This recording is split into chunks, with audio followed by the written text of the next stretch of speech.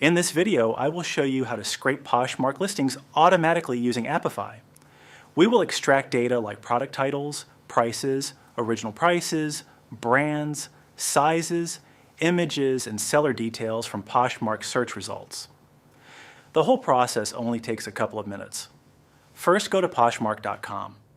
Navigate to the page that you want to scrape data from. In our case, this will be the Nike for Men page.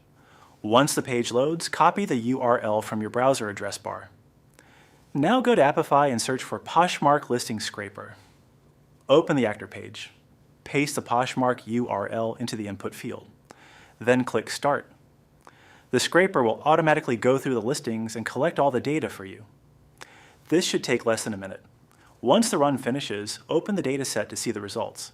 Each record contains a product title, current price, original price, brand, size, product image, listing, URL, seller name, seller avatar, and a direct link to the seller's closet. You can export the dataset as CSV, JSON, or Excel. You can use this data for price monitoring, resale market research, competitor analysis, or tracking which brands and styles are trending on Poshmark. The link to the Poshmark Listing Scraper is in the video description below. Thanks for watching.